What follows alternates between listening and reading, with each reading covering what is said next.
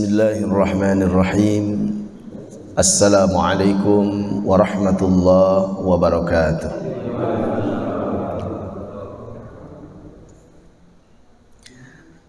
Alhamdulillah, alhamdulillahilladzi arsala rasulahu bil huda wa dinil haqq liyudhhirahu ala dini kullihi walau karihal kafirun. Ashhadu an la ilaha illallah wahdahu la syarika lah wa ashhadu anna sayyidana wa maulana Muhammadan abduhu wa rasuluhu la nabiyya wa la rasula ba'dah. Allahumma fassalli wa sallim ala hadha nabiyyil karim Muhammad wa ala alihi wa sahbihi ajma'in, amma ba'du. Alhamdulillah wa syukru ala ni'amillah. Bapak-bapak juga jamaah sholat subuh, jamaah kajian, dan jamaah Masjid Darul Barokah yang sama-sama mengharapkan rahmat dan ampunan Allah Subhanahu wa ta'ala. Alhamdulillah, kita bersyukur kepada Allah Subhanahu wa ta'ala pada pagi hari ini Allah Subhanahu wa ta'ala masih memberikan kepada kita kesehatan, kesempatan, dan inayah, pertolongan, sehingga bisa mewujudkan sebuah ketaatan kepada Allah Subhanahu wa ta'ala, dari mulai kita berjalan dari rumah masing-masing menuju rumah Allah Subhanahu wa ta'ala untuk menunaikan sholat subuh berjamaah, kemudian kita duduk kembali untuk mendengarkan kajian pada pagi hari ini. Mudah-mudahan kesemuanya ini dijadikan satu nilai amal yang akan memberikan ganjaran dan pahala oleh Allah Subhanahu wa ta'ala. Salawat dan salam semoga selalu terlimpah dan tercurah kepada baginda agung Muhammad sallallahu alaihi wasallam, kepada seluruh keluarganya, para sahabatnya yang mulia, para tabi'in wa tabi'at, sampai kepada akhir zaman, kepada setiap orang yang mengikutinya, dan mudah-mudahan kita pun termasuk di dalamnya, orang-orang yang dilahirkan menjadi umat Nabi Shallallahu Alaihi Wasallam di dunia dan akan diakui sebagai umatnya di akhirat, dan menjadi orang-orang yang selamat melalui syafaat. Amin ya rabbal alamin. Hadirin sekalian, insya Allah pada pagi hari ini kita akan bawakan sebuah tafsir surat yang sangat fenomenal.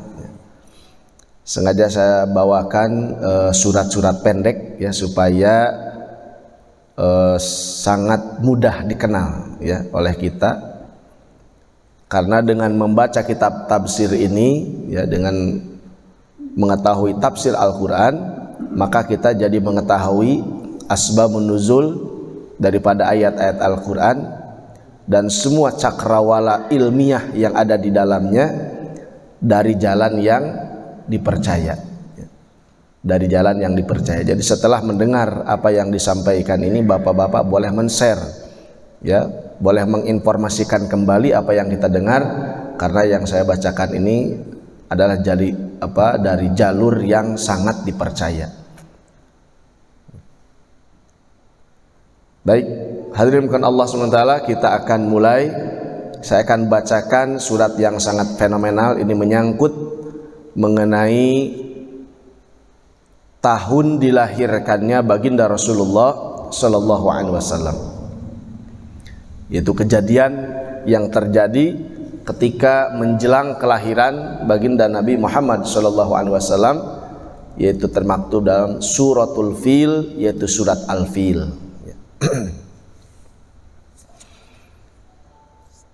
A'udzu billahi minasy syaithanir rajim. Yuk sama-sama.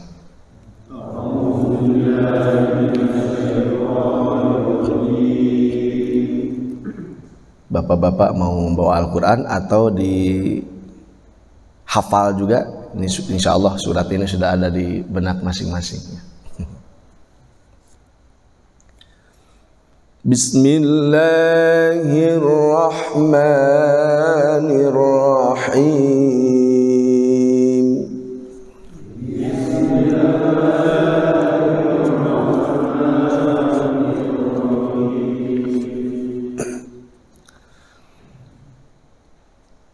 Alam tara kaifa fa'ala rabbuka bi ashabil fil.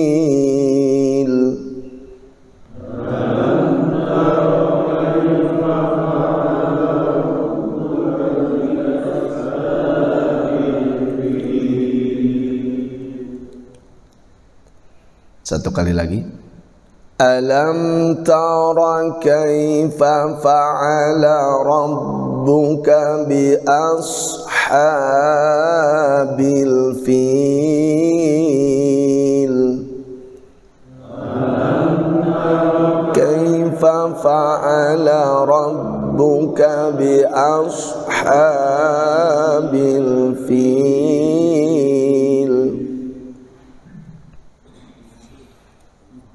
Alam yaj'al kaidahum fi tadlil.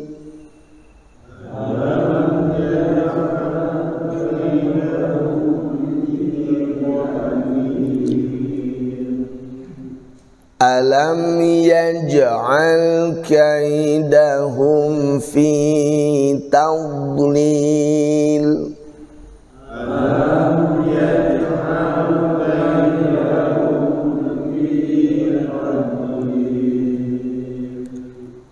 Wa arsala alaihim tayran ababil.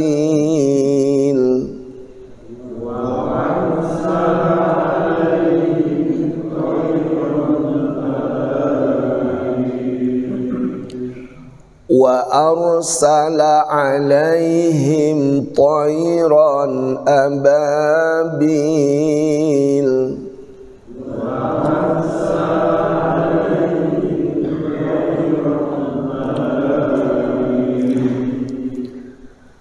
Tarmihim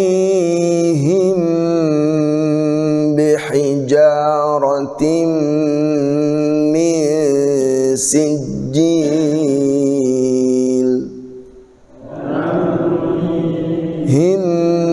Tahan dulu. Tarmihim bihijaratin min sijil. Coba.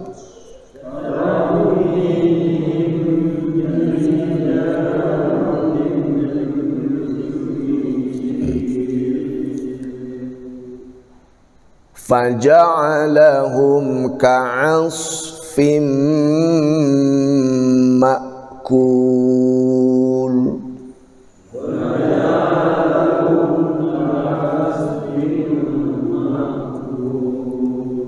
Baik, Masya Allah. Allahumma arhamna bil Quran. Mudah-mudahan Allah merahmati kita dengan keberkahan Al-Quran. Surah Al-Fil, ya. Al-Fil artinya adalah gajah, ya. Artinya gajah. Makiyatun, ia ini adalah salah satu surat makiyah, yaitu surat yang diturunkan di kota Makkah. Wahia khamsu ayatin, dan ia memiliki 5 ayat. Ayat yang pertama, Alam tara kaifa fa'ala rabbuka bi ashabil fil. Itu ayat pertama. Alam tara, ini khitabnya kepada baginda Rasulullah sallallahu alaihi wasallam. Jadi firman Allah Subhanahu wa taala kepada Nabi sallallahu alaihi wasallam. Ya, jadi Allah mengisahkan kejadian sebelum Nabi lahir. Itu Allah Ta'ala sampaikan kepada Nabi SAW apa yang terjadi sebelum Nabi lahir, ya. Dan kejadian yang terjadi dalam surah Al-Fil ini kurang lebih sebelum kelahiran Nabi 50 hari, ya. Di sini ada nanti di akhirnya, ya, bahwa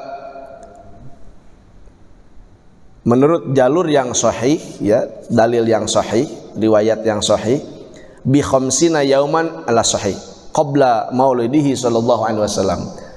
Kejadian yang ada di surat ini, ya, itu terjadi 50 hari sebelum baginda Rasulullah SAW lahir ke dunia. Siap-siap, sudah siap sama Pak?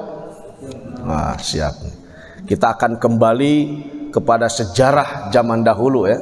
Kita bayangan kita sedang ada di negeri Arab, ya, gurun pasir dan sebagainya. Kita hadirkan dalam benak kita. Alam taro, apakah lam taro kamu tidak melihat? Nah, alam taro, tidakkah kau melihat? Nah, ini kalimat istifham ta'ajjub, pertanyaan yang mengandung di dalamnya ungkapan perkara yang takjub atau sesuatu yang aneh gitu ya. Gitu. Kata taro artinya melihat di dalam ilmu daripada mantik, ilmu mengenai tata bahasa atau ungkapan bahasa Arab, itu berasal dari kata ru'yah. Ru'yah itu melihat. Seperti ru'yatul hilal, melihat hilal kan. Kalau kita mau masuk bulan Ramadan, itu ada ru'yah. Ru'yah itu adalah melihat. Nah, ru'yah itu dalam segi ahli bahasa ya, itu ada dua. Ada ru'yah yang disebut dengan ru'yah ilmiah, ada yang dimaksud dengan ru'yah basoriyah. Ru'yah itu melihat dengan basoriyah dengan mata, juga melihat dengan ilmiah, dengan ilmu pengetahuan. Seperti begini, saya melihat ini, seperti gitu kan. Seseorang apabila dia berpendapat mengenai sesuatu, saya memandang itu artinya bukan memandang dengan mata, artinya dengan pikiran. Saya memandang masalah ini harus begini dan begini, kan begitu. Ada juga yang ya langsung dengan mata. Saya memandang kamu, saya memandang motor, saya melihat apa begitu. Itu melihat dengan mata. Ada juga yang melihat atau ru'yah itu dengan ilmiah, dengan ilmu pengetahuan. Ya. Nah, alam taro di sini, bukankah kamu, tidakkah engkau mengetahui? Jadi bukan melihat dengan mata, karena Nabi saja belum lahir. Ya, Nabi belum lahir. Nah, maka taro di sini alam taro, tidakkah kau mengetahui? Nah, begitu. Terjemahnya bagusnya begitu. Karena taro di sini bukan artinya melihat, tapi melihat dengan fikriyah, dengan ilmu pengetahuan Nabi Shallallahu Alaihi Wasallam. Yang Allah telah berikan pengetahuan itu kepada Nabi Shallallahu Alaihi Wasallam. Jadi walaupun Nabi belum melihat, ya tidak melihat dengan mata zahirnya. Alam taro, ya tidakkah kau mengetahui? Kaifa fa'ala rabbuka? Kaifa bagaimana? Kaifa itu bagaimana? Kaifa haluk? Bagaimana kabarmu? Kan begitu. Kaifa itu bagaimana? Kaifa fa'ala? Kaifa bagaimana fa'ala telah berbuat? Rabbuka, Rabbmu, bi ashabil fil, kepada tentara-tentara gajah. Ya, kepada tentara-tentara gajah. Nah. Tidakkah kau mengetahui wahai Muhammad bagaimana Rabbmu telah berbuat kepada para tentara-tentara gajah, ashabul fil. Hadirin sekalian Allah Subhanahu wa taala, fil yang dimaksud adalah tentara-tentara gajahnya Abrohah. Tentara gajahnya siapa? Abrohah, Raja Abrohah. Yaitu Abrohah, yang mana beliau itu adalah Malikul Yaman, ya, Wajaishu, yaitu raja daripada negeri Yaman, ya, yang mana Yaman itu ketika itu di bawah kekuasaan Raja Habasyah, ya, itu kerajaan Habasyah atau orang-orang Habsyi. Yang mana orang Habsyi ketika itu telah memilih Abrohah sebagai pimpinan di negeri Yaman. Jadi Yaman dulu ya kondisinya seperti itu di zaman sebelum Rasulullah SAW lahir. Yang mana ketika itu Abrohah yaitu Raja Yaman, beliau bana bisun'ai kanisatan. Beliau membangun bisun'ai di Son'a. Ya, di Son'a nama satu tempat dari negeri Yaman, Son'a itu kanisatan, membangun sebuah gereja. Ya, membangun sebuah gereja sebagai tempat ibadah mereka yang luar biasa mewah, Pak, ketika itu di zamannya. Jadi membangun gereja yang sangat mewah. Liyasrifa ilaihal haj an Makkah, dan beliau berkehendak supaya setelah dibangun gereja tersebut, maka orang-orang ketika mau beribadah akan menuju ke gereja tersebut dan berpaling dari Ka'bah. Karena memang ketika itu Ka'bah, walaupun ketika itu hanya Allah Subhanahu wa taala di zaman fatrah, ya, di zaman ketidakadaan agama, ya, tetapi di tempat-tempat yang lain itu masih ada sedikit peninggalan daripada nabi-nabi terdahulu. Kalau negeri Yaman itu kerajaan Habasyah itu dikuasai oleh orang Nasrani sebagai orang-orang yang berkiblat kepada Injil. Ya, tetapi sudah tinggal bagian-bagian kecil saja, sekelompok kecil saja.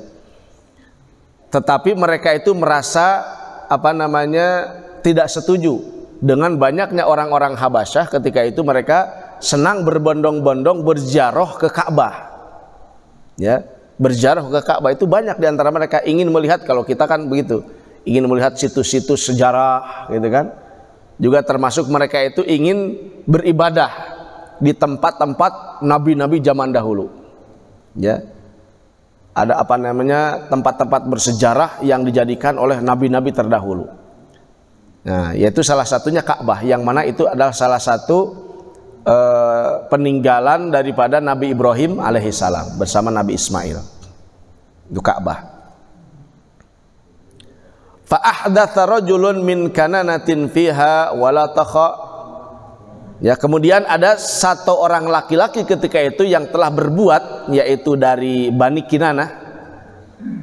Dia telah melumuri daripada kiblatnya, daripada kanisah tersebut, gereja tersebut, bil adarah, dengan kotoran, ihtiqaran biha, dengan niat menghinakan. Jadi ada satu orang Arab, yaitu dari Bani Kinanah. Ketika gereja tersebut sudah dibangun, maka kiblat daripada gereja tersebut telah dilumuri oleh dia dengan kotoran. Ini penyebabnya nih. Terjadinya penyebab, ya, serangan yang dilakukan oleh Raja Abrahah ke Mekah Al-Mukarramah. Ya. Fahalafa Abrahah liyahdama al-Ka'bata. Kemudian Abrahah, dia setelah mengetahui bahwa tempat ibadah mereka sudah dilumuri oleh kotoran, oleh orang Mekah, oleh orang Arab, maka akhirnya dia berjanji dia akan menghancurkan Ka'bah. Jangan merasa tersinggung, dia akan menghancurkan Ka'bah. Faja'a Makkata bijaisyih, kemudian ia datang ke Mekah dengan seluruh tentaranya, ala afyalin, bersama pasukan gajah, muqaddamaha mahmudun, yang mana di depan pasukan gajah tersebut ada satu gajah yang sangat besar yang bernama Mahmud. Ya, bernama Mahmud, ya. Nah, jadi itu gajah yang paling besar yang jadi andalannya daripada Raja Abrahah. Gajah-gajah yang lain nggak ada yang sebesar itu. Ya, gajah kecil-kecil semua. Ini yang paling besar sekali, ya. Gajahnya, ya, dinamai Mahmud. Ya. Nah, tong seri nyebat Mahmud ya, Pak. Fa hina tawajjahu liyahdamal Ka'bata, maka setelah mereka menghadap, ya, bergerak untuk menghancurkan Ka'bah, arsalallahu ta'ala alaihim ma qassahu fi qaulih. Kemudian Allah Subhanahu wa taala telah mengutus, ya, untuk menghadang mereka, yaitu seperti yang disampaikan oleh Allah pada ayat yang selanjutnya. Ya. Alam yaj'al kaidahum fi tadlil. Alam yaj'al, dan bukankah Allah Subhanahu wa taala tidak menjadikan kaidahum, terhadap tipu daya mereka, itu tipu daya untuk menghancurkan Ka'bah, maksudnya fi hadmil Ka'bah, fi tadlilin, berada di dalam tadlil, ya, berada di dalam tadlil artinya kehancuran atau kerugian.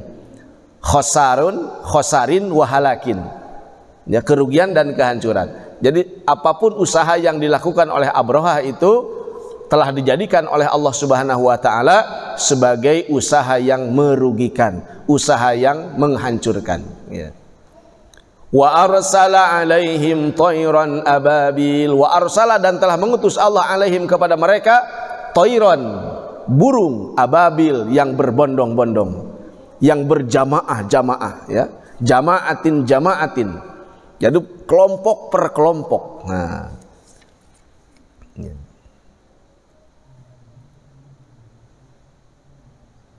Tarmihim bihijaratin min sijil, tarmihim yang melempari mereka, bihijaratin dengan bebatuan, min sijil dari bahan sijil. Apa itu sijil? Tinun matbuhun, ya, yaitu tinun tanah liat, matbuhun yang sudah dibakar, tanah liat yang sudah dibakar, itu yang dilemparkan.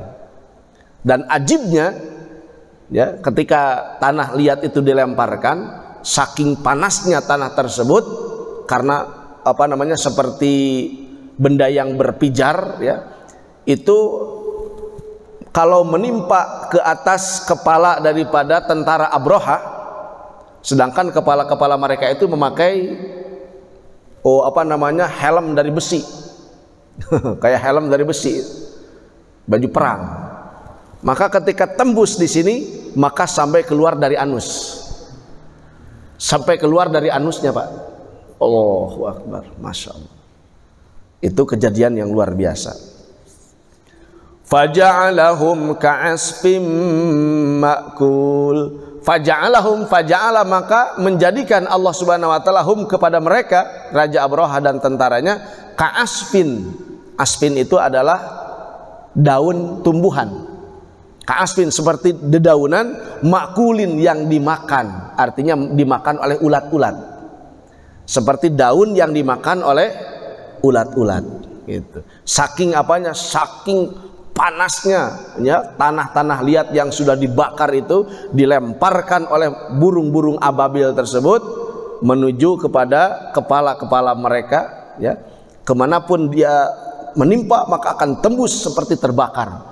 Maka diibaratkan oleh Allah SWT dalam Al-Quran, ka'asfin ma'kul, seperti dedaunan yang dimakan oleh ulat-ulat, hancur lebur, ya, Masya Allah.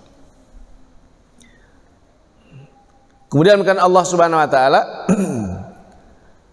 dan di sini ada satu riwayat yang mana, karena riwayat yang membicarakan kisah ini sangatlah panjang dan banyak sekali riwayatnya dari berbagai macam riwayat. Tetapi dalam kitab Tafsir Sawi ini saya akan menyampaikan satu riwayat dari kesemua riwayat itu yang lebih ajma', yang lebih mengumpulkan keterangan-keterangan yang lebih jelas, lebih detail daripada riwayat yang lain, yaitu yang disampaikan oleh Imam Mujahid rahimahullahu taala, yaitu dari Ibnu Abbas radhiyallahu taala anhu. Disampaikan dalam riwayat Ibnu Abbas radhiyallahu anhu, anna Najasya malikul Habasyah, sesungguhnya Raja Najasyi, yaitu raja daripada negeri Habasyah, wahwa Ashamah, yang bernama Ashamah, ya, yang mana jaddun Najasyi alladzi amana bin Nabi SAW, yang mana beliau itu adalah salah satu kakek, ya, kakeknya daripada Raja Najasyi, yang nantinya Raja Najasyi ini akan beriman kepada Nabi SAW di zaman Rasul SAW, dan Nabi mengutus utusan untuk berdakwah kepada Raja Najasyi ini, yang mana beragama Nasrani dan beriman kepada Allah Subhanahu wa taala. Ini Raja Najasyi di zaman Nabi. Nah, sekarang sebelum Nabi lahir, rajanya bernama Ashamah. Itu beliau itu adalah kakeknya daripada Raja Najasyi yang akan nantinya beriman kepada Nabi SAW. Nah, wa kana ba'atha Abrahata amiran 'alal Yaman, dan mana Raja Ashamah ini sebagai Raja Najasyi yang sebelum Najasyi yang beriman kepada Nabi, ia telah mengutus Abrahah sebagai amir, ya, sebagai kepala negara di negeri Yaman, ya. Wastaqamat lahu kalimatu hunak thumma annahu ra'a nas yajtahimuna an ayyamal musim ilal Makkah. Kemudian Raja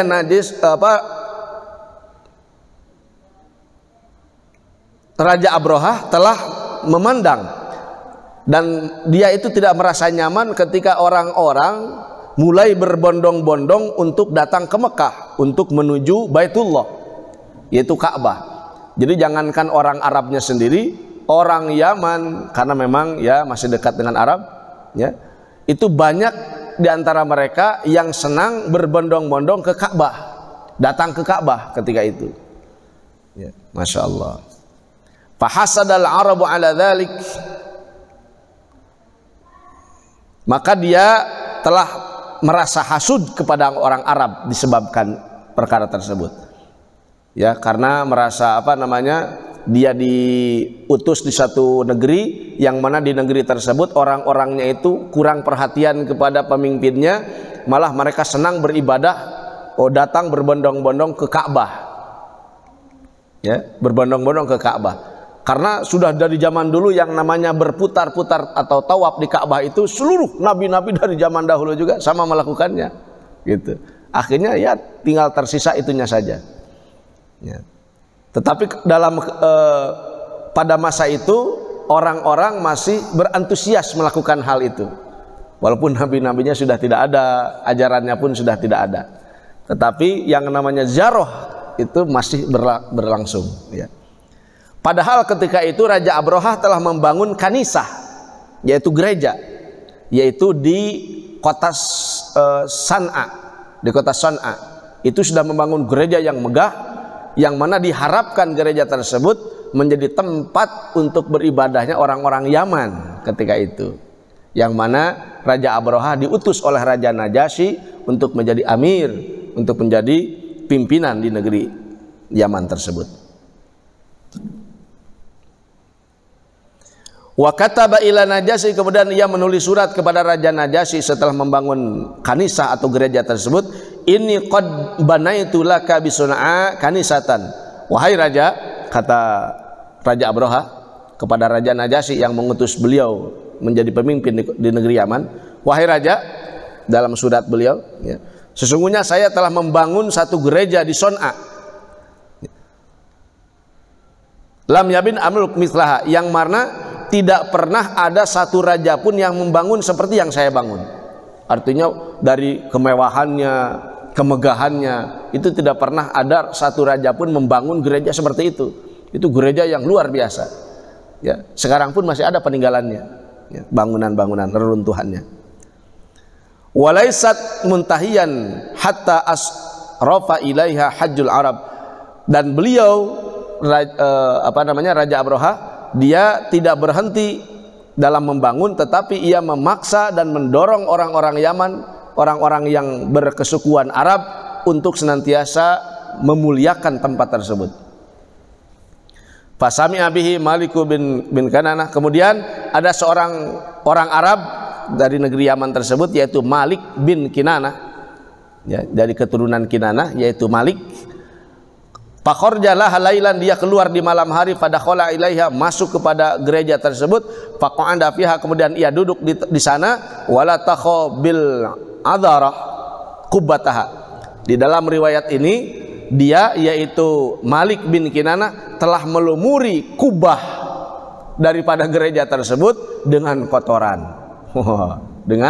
dengan kotoran. Fabalagha dzalika Abrohah, kemudian kabar tersebut sampai kepada Abrohah, maka Abrohah pun marah. Siapa yang telah melakukan? Kata Abrohah. Maka orang-orang berkata, sana'a dzalika rajulun minal Arab.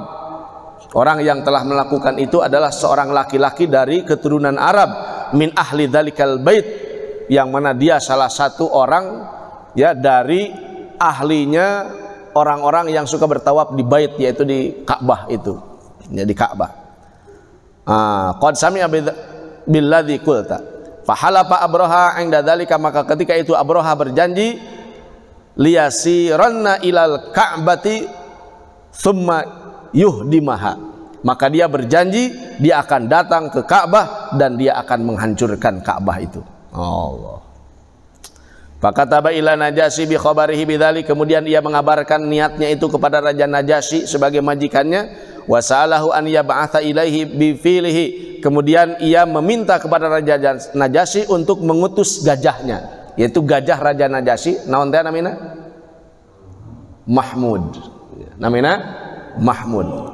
Dia minta kepada majikannya Raja Najasyi, tolong kirimkan Mahmud kepada saya.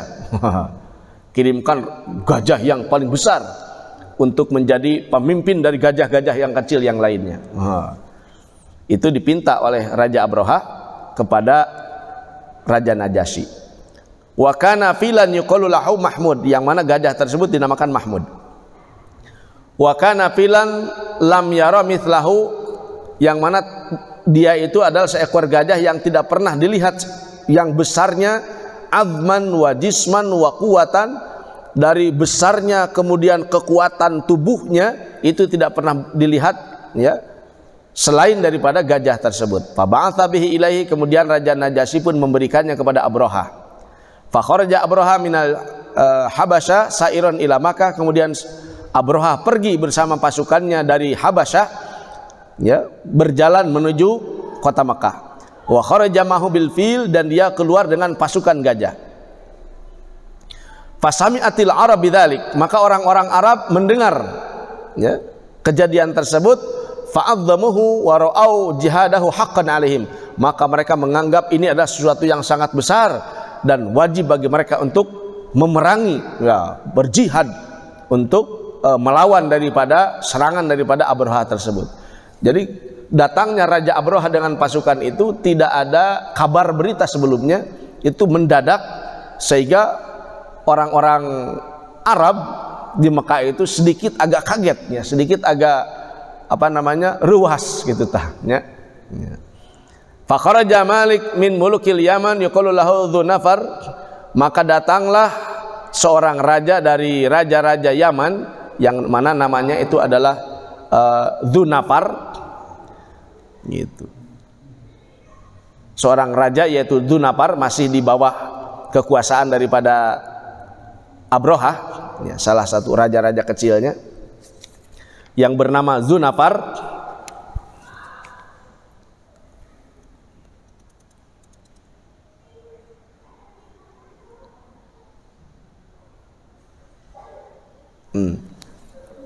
Maka dia melakukan penyerangan karena dia itu termasuk raja kecil di negeri Yaman yang dikuasai oleh Abroha, tetapi dia melakukan perlawanan kepada Abroha, tetapi Abroha telah membunuhnya.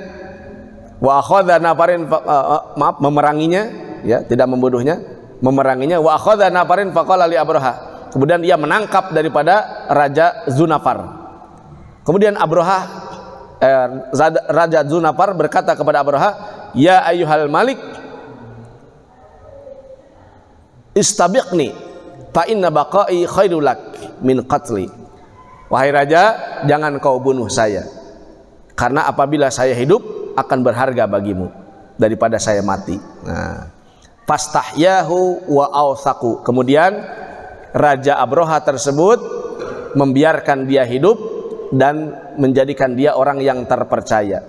Bahkan Dzunafar ini adalah salah satu tawanan, dia menjadi tawanan Raja Abroha dan akan membawa atau menjadi dalil, menjadi penunjuk jalan bagi pasukan Abroha. Itu Dzunafar namanya. Wa kana Abroha rajulan haliman. Jadi walaupun Raja Abroha terlihat memang akan melakukan sebuah kejahatan, tapi sebetulnya dia ini orang yang berperangai halim, artinya bijaksana ya, agak sedikit bijaksana dia itu. Rajulan haliman, orang yang bijaksana, artinya ketika seseorang meminta dia hidup, tidak mau dibunuh dan sebagainya, dia masih toleransi ya, masih toleransi ya, karena memang ada manfaatnya juga untuk jadi petunjuk jalan bagi dia.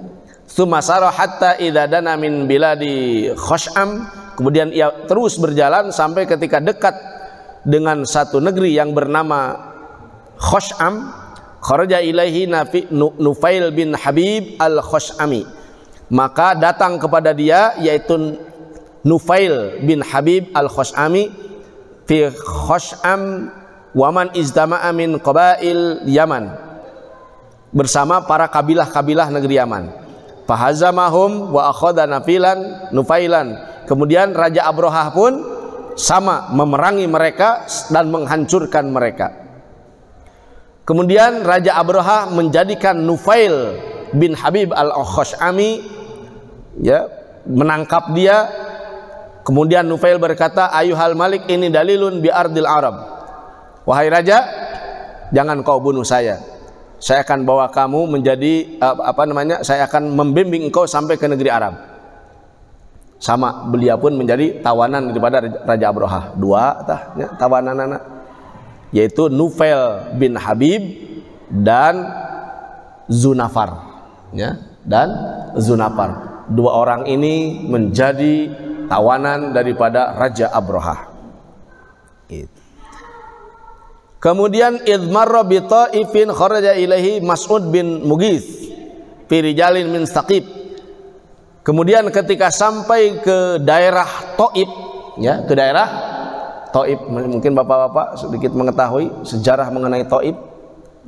Taif itu adalah salah satu daerah yang mana terletak di antara dua belah gunung, gunung kanan, gunung kiri. Nah, di tengah-tengah itu negeri Taif, yang mana nantinya ketika Nabi SAW sudah menjadi Nabi, ya, Nabi SAW pernah minta tolong kepada orang-orang Taif, yang mana di sana ada Bani Saqif, yang mana Bani Saqif itu yang sangat memusuhi baginda Rasulullah SAW dan melempari Nabi dengan kotoran dan batu-batuan. Itu di negeri Taif. Nah, Taif ini salah satu tempat yang terlewati ketika Raja Abrahah dari Yaman berangkat menuju Ka'bah. Mereka itu melalui jalur Taif, ya, melalui jalur Taif, dan di situ dia bertemu dengan kelompok Bani Saqif yang mana dipimpin oleh Mas'ud bin Mughith, ya, Bani Saqif tersebut. Dan Mas'ud bin Mughith dia berkata kepada Abrahah, ayyuhal malik nahnu abiduka. Wahai Malik, kami adalah hambamu. Laisa indana khilafun laka. Tidak ada di antara kami dengan kamu sebuah ikhtilaf atau sebuah perbedaan. Pokoknya abdi mengadukung. Gitu. Ya, saya mendukung. Ya, itu disampaikan oleh Bani Saqif yang dikepalai oleh Mas'ud bin Mughith, disampaikan kepada Raja Abrahah yang memimpin pasukan ketika itu. Didukung ke orang Saqif mah. Ya, memang gitu. Tapi ternyata Bapak sekalian, ketika Nabi diusir dari Taif yang dilempari oleh Bani Saqif, ternyata dari asbab doa Rasulullah SAW dengan kesabarannya telah dilempari oleh mereka, padahal Allah telah mengutus malaikat-malaikat di balik-balik gunung itu untuk menghancurkan kota Taif ketika itu. Tapi Nabi SAW menolaknya, ya, melarang para malaikat untuk menghancurkan kota Taif yang mana ahlinya atau penduduknya sudah menyakiti Nabi SAW. Tapi kata Nabi, biarkan saja mereka. Hari ini mereka tidak beriman, mungkin suatu saat ada dari keturunan-keturunan mereka yang beriman kepadaku, kata Nabi. Maka akhirnya dibuktikan oleh Allah, ya, ketika itu seluruh kota Taif, ya, itu menjadi orang-orang Muslim. Dan dari keturunan mereka ada yang bernama, ya, siapa? Muhammad bin Qasim, ya, Muhammad bin Qasim, yang mana ketika itu dia melakukan rihlah perjalanan ke Jazirah Hindustan, dan telah berhasil mengislamkan Jazirah Hindustan. Itu namanya Muhammad bin Qasim, yang mengislamkan India, Pakistan, Bangladesh, Sri Lanka, dan Afghanistan. Jazirah Hindustan itu diislamkannya asbab daripada Muhammad bin Qasim, yang mana beliau adalah keturunan orang-orang Taif yang melempari Rasulullah SAW, kakek buyutnya. Ya, kakek buyutnya itu telah melempari Nabi, tetapi akhirnya keturunan mereka, salah satunya Muhammad bin Qasim, telah melakukan rihlah perjalanan dakwah dari kota Taif menuju Hindustan sehingga di Pakistan ada Islam, di India ada Islam, di Bangladesh ada Islam, di Sri Lanka ada Islam, sampai di Afghanistan. Subhanallah. Kalau seandainya ketika itu Taif dihancurkan, ya kata Nabi, hancurkan misalkan begitu kepada malaikat, maka Hindustan ini masya Allah, wallahu alam, mungkin masih menyembah dewa-dewa, ya dewa non geningan, dewa Siwa, Dewi Kali, orang-orang Hindustan itu mana? Masya Allah. Itu yang mengislamkannya itu adalah Muhammad bin Qasim. Itu termaktub di dalam sejarah Hindustan dalam kitab-kitab mereka di India. Masya Allah.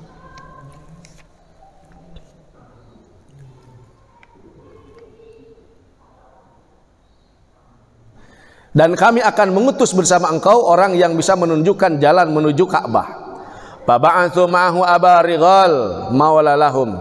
Kemudian Bani Saqif, ya Bani Saqif telah mengutus seorang yang bernama pengkhianat bangsa pengkhianat bangsa, telah mengutus orang yang bernama Abu Rigol, ya bernama Abu Rigol. Bapak harus tahu ini, ya.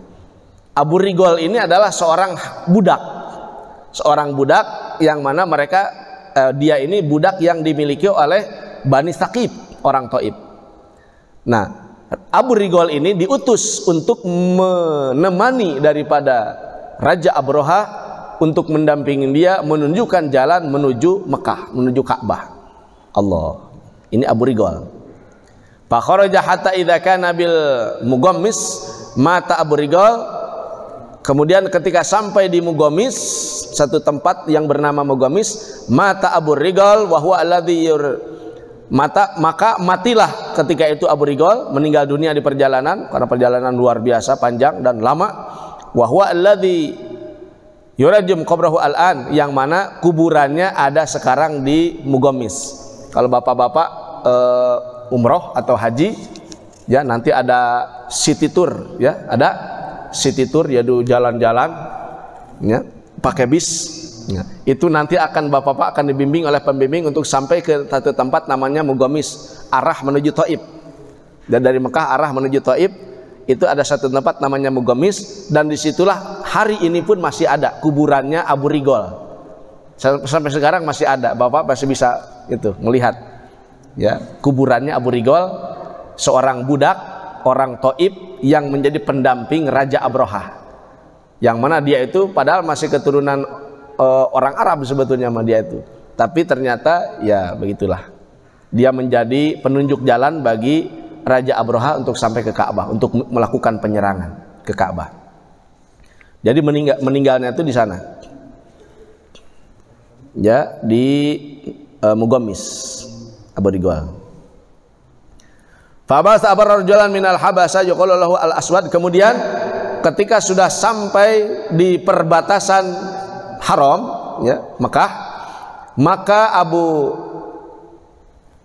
maka Raja Abroha telah mengutus seorang yang bernama Aswad bin Mas'ud, ya mengutus Aswad bin Mas'ud bersama keledainya, dia menunggangi keledai, wa amarahu bil gharah ala na'amin nas. Kemudian dia diperintahkan untuk merampasnya ternak-ternak orang-orang yang ada di situ. Maka dikumpulkan ternak-ternak itu dirampas, ya oleh Abu Aswad, ya oleh Abu Aswad, utusan daripada Raja Abroha. Jadi dia merampas hewan-hewan ternak, semuanya dirampas sampai ternaknya kakek Rasulullah SAW, siapa? Abdul Muttalib. Abu Talib mangna eta tang pahili, ya sampai ternaknya Abdul Muttalib itu pun dirampas oleh dia, ya maka Allah SWT. Dan akhirnya ya itu penyerangan itu Pak, itu terjadi sekitar tahun 571,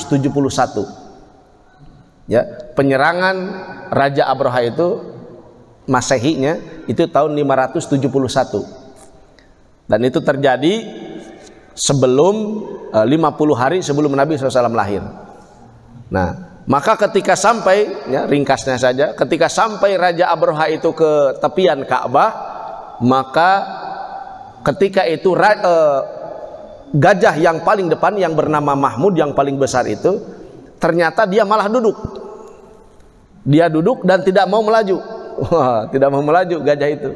Ketika sampai di perbatasan Mekah, pandangannya melihat ke depan begitu. Kemudian ketika disuruh melaju, maka pandangannya ke kanan melihat, pandang lagi ke kiri. Ketika dia dihadapkan ke arah negeri Syam, ke Palestina, diarahkan ke arah Palestina, maka dia berjalan ke sana.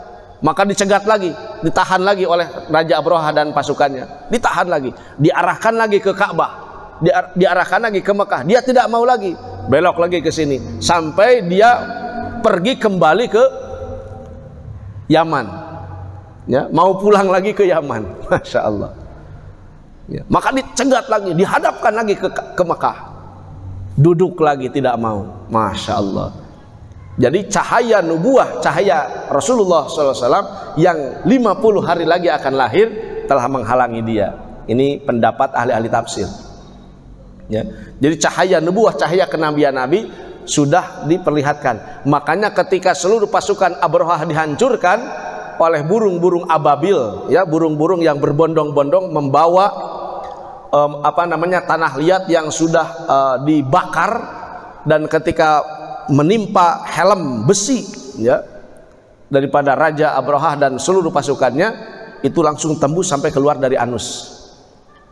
Gajah-gajahnya hancur, orang-orangnya pun hancur, kecuali satu yang tidak hancur, Mahmud, ya, Mahmud. Jadi saya baru tahu ini ternyata gajah itu selamat.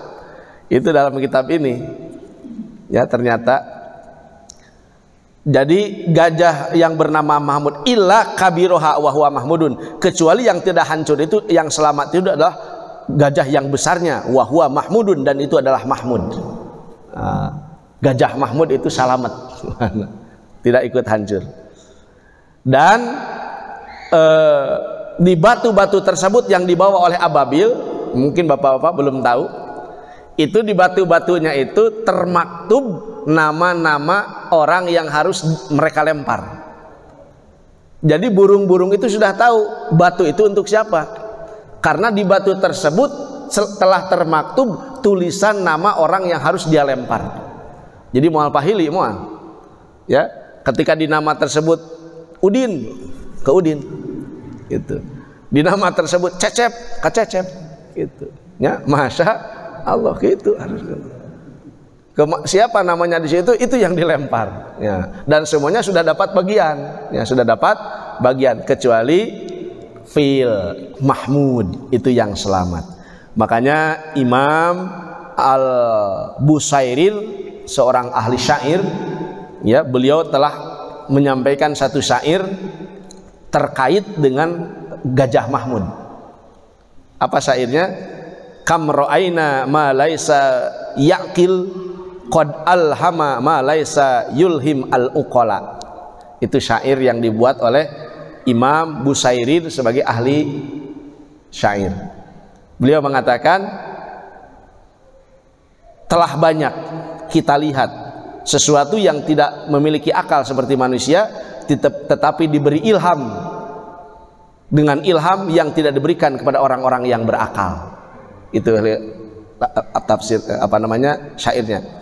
Id abal fil ma'ata sahibal fil walam yanfa al hija wadzaka, yaitu ketika seekor gajah, ya, menolak diperintah oleh orang-orang yang memiliki akal, oleh si pemilik gajah, dan tidak bisa manfaat kecerdasan orang yang memilikinya.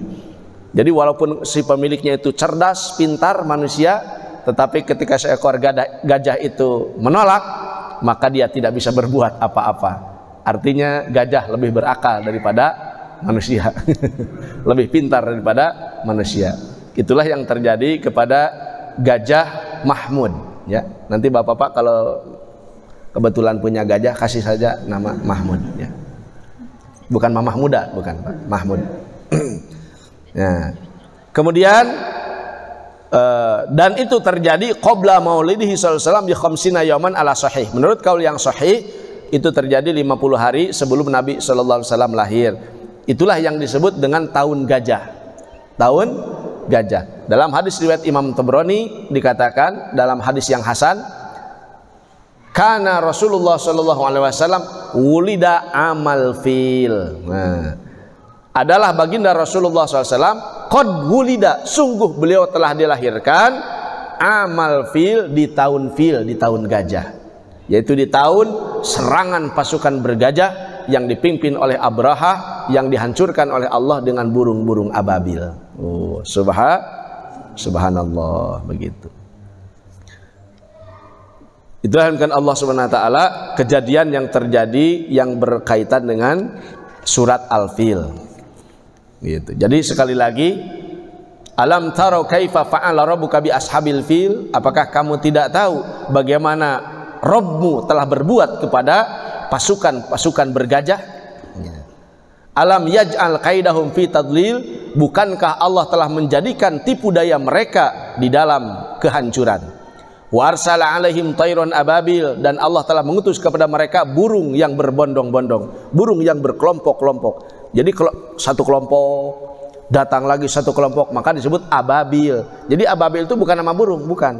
Ababil itu artinya berbondong-bondong. Ya, toiron, toir, burung. Kemarin kan toir itu apa? Burung. Gitu kan. Nah, toir itu burung. Ababil yang berjamaah-jamaah gitu, berkelompok-kelompok, datang sebagian, datang lagi sekelompok, datang lagi sekelompok, begitu.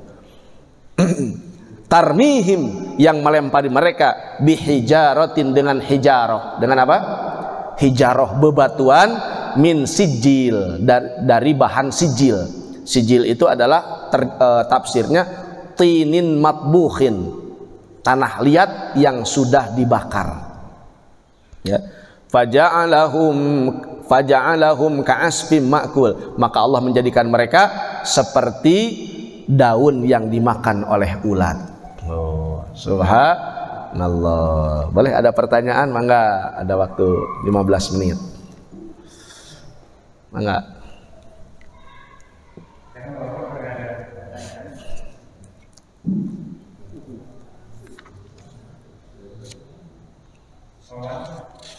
Enggak.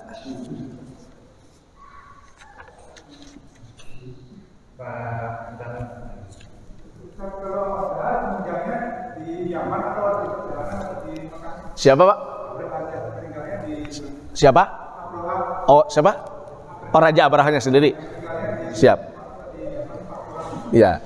Jadi Bapak-bapak nanti kalau Bapak city tour, ya city tour ke daerah Taif. Yang pernah ke Taif siapa? Yang umroh, yang pernah umroh? Ya, itu kalau memang ke Taif itu dia city tournya itu harus sehari full. Nah, sehari full. Jadi artinya kalau yang dekat-dekat gitu, tempat-tempat situs-situs sejarah yang dekat itu nggak akan nyampe ke Taif karena waktunya tidak cukup. Ke Taif itu harus perginya pagi, ya pagi terus sampai pulangnya itu kalau di kita sekitar jam 3-an sore. Jadi harus satu hari itu satu tujuan saja ke Taif gitu. Itu bisa sampai Bapak ke sana dengan kendaraan. Kalau dulu kan ya gajahnya lambat gitu, melajunya beda dengan mobil zaman ayeuna.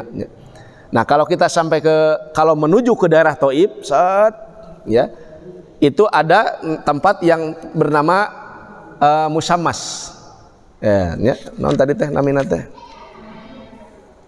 Tempatnya Mugomisnya, tempat Mugomis. Nah, dari Mugomis tersebut ya itu arah Taif ke sini sedikit. Nah, ketika mau masuk ke daerah haram, kan ada batasan di situ, ada haram, ada halal. Kalau bagi bapak-bapak yang dari Madinah, misalkan kloter pertama, kloter awal, datangnya kan ke Madinah dulu, ngambil sholat sunat arba'in di situ, di di Madinah Al-Munawwarah, kemudian berangkat melalui jalur Bir Ali, ya, melalui jalur Bir Ali, kemudian kita sholat sholat ihram di situ, sholat sunat sebelum ihram 2 rakaat itu di Bir Ali. Itu jarak masuk ke tanah halal, ya, dari tanah halal masuk ke tanah haram. Nah, sebetulnya kalau kita misalkan setelah ibadah haji umroh, setelah ibadah umroh kita misalkan mau umroh lagi yang kedua kalinya, Ya, itu harus keluar dulu ke tanah halal, niat lagi, masuk lagi, ya. Tetapi kan kita tidak begitu, langsung aja, gitu. Kita membayar dam aja, gitu kan. Padahal seharusnya itu ke tanah halal dulu, baru masuk ke tanah haram lagi, niat lagi di situ. Artinya ke Bir Ali lagi. Itu Bir Ali itu batas tanah halal dan tanah haram dari jalur Madinah. Nah, sekarang dari arah Yaman jalurnya teh Mugomis. Nah, Mugomis itu perbatasan antara tanah halal dan tanah haram. Di Mugomis, di dekat Mugomis sudah masuk ke tanah hampir masuk ke tanah haram. Nah, disitulah ada bekas-bekasnya apa namanya orang-orang Abrahah dan pasukannya itu dihancurkan. Dan kalau sekarang itu sudah tidak kelihatan apa-apa gitu. Sekarang itu yang ada itu kuburannya yang terlihat itu hanya itu si Abu Rigol. Ya, Abu Rigol kuburannya ada. Kalau Abraha dan sebagainya karena hancur ketika itu, jadi tinggal tempatnya saja, tidak ada situs-situs apa gitu ya di situ, tidak ada. Itu di dekat Musammas, Mugomis, di dekat Mugomis, perbatasan tanah halal dan tanah haram. Jadi Gajah Mahmud itu dia bukan sudah masuk ke Ka'bah, bukan. Ya, bukan haram, Masjidil Haram, bukan, tanah haram, yang perbatasan tanah haram yang ada di Mugomis itu, yang dari jalur ke Thaif, dari tanah halal mau masuk ke tanah haram. Nah, itu perbatasan di Mugomis. Itu Bapak kalau datang ke Thaif itu kata si pembimbingnya, nah di sini dulu Raja Abrahah dan tentara-tentaranya dihancurkan. Tapi kalau kita lihat begini ya biasa-biasa saja gitu, gurun pasir biasa, nggak ada bekas-bekas apa-apa gitu. Nah, di situ dihancurkannya di perbatasan tanah haram. Gitu. Jadi selangkah pun gajah itu tidak berani masuk ke tanah haram itu. Luar biasa itu. Bagernya atau gajahnya, Masya Allah. Ya. Siapa lagi Pak? Enggak. Silakan kalau ada pertanyaan lagi. Tadi maksudnya kan Mahmud nggak mati, Ya. Yang Mahmud kan nggak mati. Nggak mati. Dia ke Yaman. Wallahu alam. Tidak tahu. Mahmudnya apakah balik lagi ke Yaman atau bagaimana Mahmudnya, wallahu alam. Tapi itu luar biasa, gajah besar. Di sini tidak disampaikan Mahmudnya bagaimana nasibnya, ya. Termasuk tongkat Nabi Musa alaihissalam. Gitu. Kalau orang Indonesia mah pan kitunya kanu karar itu resep. Nah, di sini sebentar. Silakan ada yang bertanya lagi?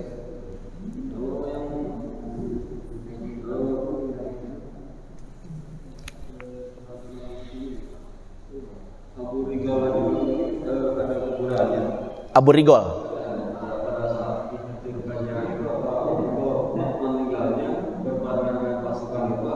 Oh, sebelumnya. Ya, sebelumnya. Abu Rigol. Ya. Jadi tidak. Jadi dia mati duluan.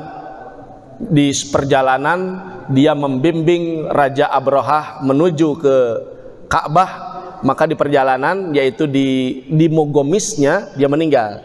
Kalau Abrahah dihancurkan setelah Mugomisnya, ketika masuk ke perbatasan haram, dari tanah halal ke tanah haram. Sedangkan Abu Rigol meninggalnya itu sebelumnya di Mugomis. Di Mugomisnya yang meninggal, kemudian setelah Mugomis terus ke sini. Nah, di situ ada perbatasan tanah haram, tanah halal. Kalau orang-orang Yaman mau sekarang, kalau orang Yaman mau ibadah haji, nah niat umroh atau hajinya itu di situ. Disebutnya apa? Mikot, ya, disebutnya mikot. Ngambil mikotnya itu di situ. Di perbatasan itu untuk mikot untuk orang-orang yang dari Yaman. Jadi Abu Rigol itu meninggal sebelum Raja Abrahah dihantam oleh bebatuan. Makanya makamnya masih ada. Ya, kalau Raja Abrahah sendiri tidak ada, karena memang hancur dengan gajah-gajahnya semuanya hancur. Seperti daun yang dimakan ulat. Allah sebutkan dalam Al-Qur'an. Itu tidak ada sisa. Seep sadayana. Gitu. Dugika kalau masuk dari kepala keluarnya lewat anus, ada yang keluar dari ujung kaki dampal sampean. Ya. Jadi keluar si batunya itu dari anus atau ada juga yang dari telapak kaki. Di sini disampaikan. Telapak kaki. Panasnya luar biasa eta kumaha eta, Masya Allah. Yasilu ilal ardi, terus sampai tembus ke dalam bumi. Yo. Yukhrikul baydah warijal wal fil, menghancurkan helm besi, ya, sampai ke kaki, sampai ke gajah-gajahnya pun, sampai tembus ke dalam bumi lagi.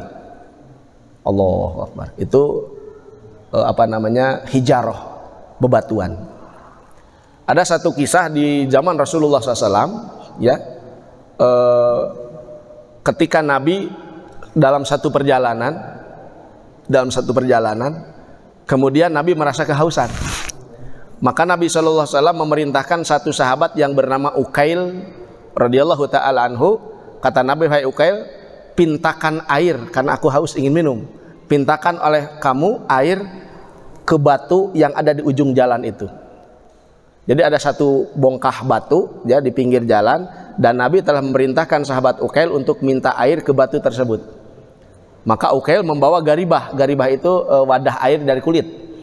Ya, terus berjalan-jalan sampai ke batu tersebut.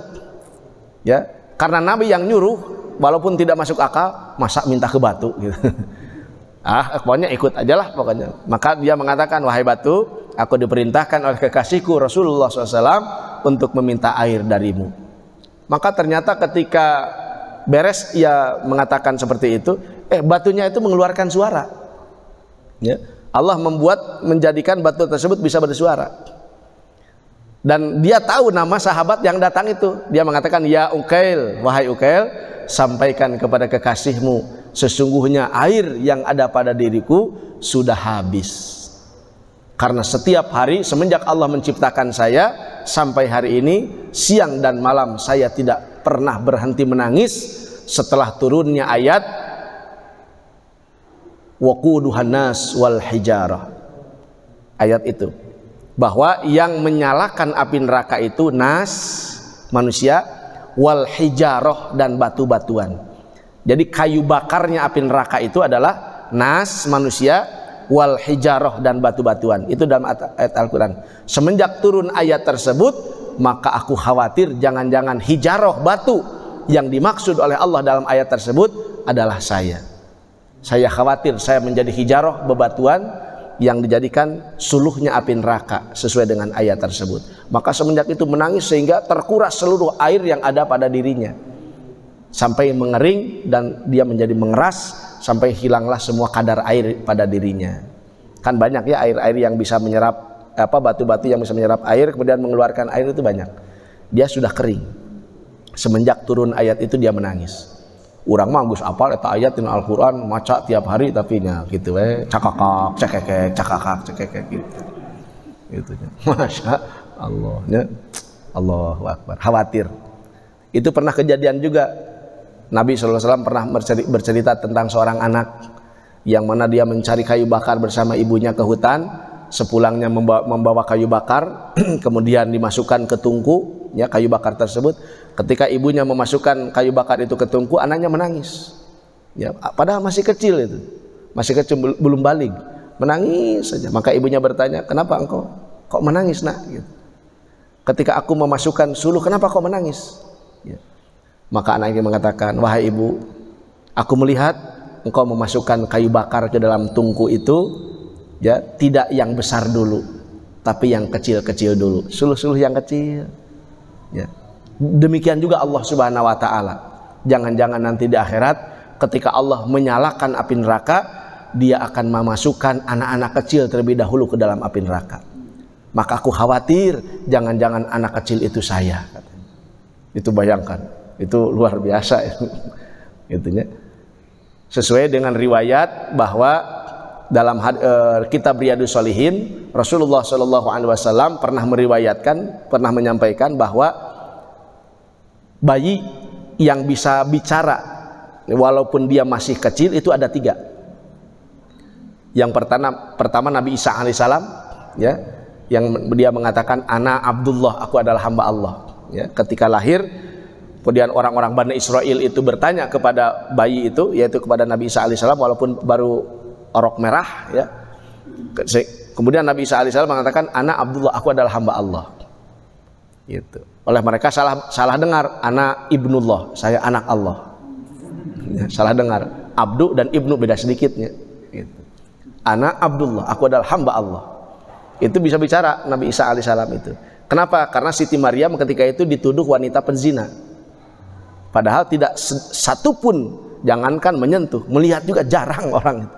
Karena Siti Maryam itu selalu ada di mihrab, ya, tertutup rapat, ya, di mihrab. Ya. Itu Nabi Isa alaihissalam. Kemudian yang kedua, bayi Jurej. Bayi Jurej, kata Nabi, bayi Jurej. Bayi Jurej itu dulu di zaman Bani Israel ada seorang pemuda ahli ibadah namanya Jurej. Yang mana Jurej ini selalu ibadah kepada Allah, tapi sayangnya ketika ibunya memanggil, "Ya Jurej," dia sedang sholat sunat, dia sedang sholat gitu. "Ya Jurej," kata ibunya. Jurej berkata kepada Allah, "Ya Allah, saya teruskan sholat atau memenuhi panggilan ibu saya?" Kata Jurej.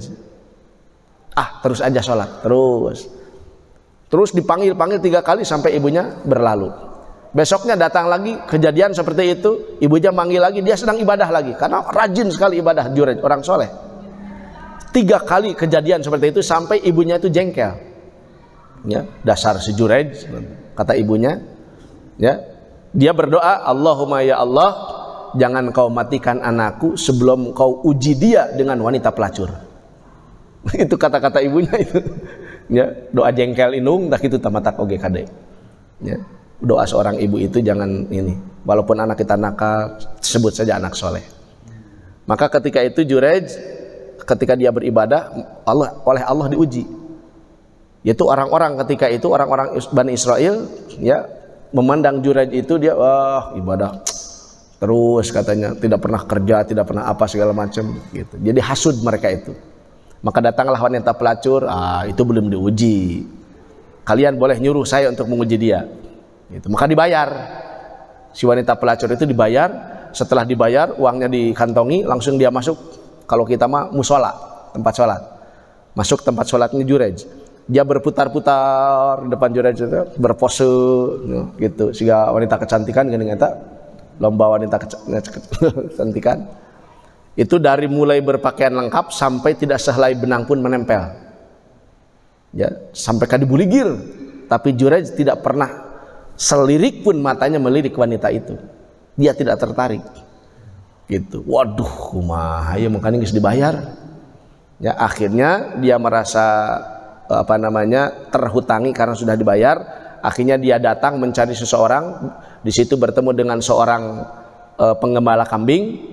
Dan dia berzina dengan orang tersebut, dengan laki-laki penggembala kambing itu, sampai akhirnya dia hamil. Setelah dia hamil, maka dia beberkan kepada halayak ramai bahwa dia hamil dikarenakan Jurej. Ya, abdi reunuh teh ieu ku si Jurej tuh. Gitu. Akhirnya orang-orang melempari, wah, dicaci maki, dilempari Jurej sampai tempat ibadahnya, musolanya itu dihancurkan.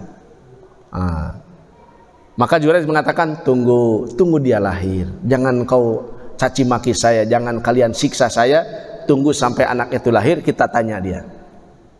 Gitu. Dengan mantap Jurej itu. Maka ditunggu sampai lahir. Maka ketika lahir, orang-orang sudah berbondong-bondong, maka Jurej dipanggil, maka dia tekan perutnya, "Ya gulam, qul man abuk." Ya. Maka Jurej menekan perutnya sedikit, ditekan, "Ya gulam, qul man abuk." Wahai bayi, sebutkan siapa bapakmu. Maka dengan suara pasehat, dengan suara lantang, anak itu mengatakan, "Bapak saya adalah penggembala kambing Fulan bin Fulan di kampung anu." Wah, langsung ketahuan. Ya, langsung ketahuan. Maka akhirnya semua orang minta maaf kepada Jurej, dan akhirnya mereka menawari, "Wahai Jurej, maafkan saya." Sampai diciumi Jurej itu. Sampai diciumi, didekap, dielus-elus, "Maafkan saya, maafkan kami. Kami akan patungan, mengumpulkan uang dan membangun lagi tempat ibadah kamu yang kami hancurkan, dan kami rubah menjadi bangunan dari emas." Kata Jurej, "Tidak perlu, kembalikan saja seperti semula, terbuat dari tanah." maka dibuat lagi dari tanah dan pun ibadah lagi di situ. Gitu. Itu bayi yang kedua yang bisa ngomong ketika masih kecil, dan yang ketiganya beliau tidak menyampaikan. Ya maksudnya mungkin beliau sendiri, Nabi Muhammad SAW.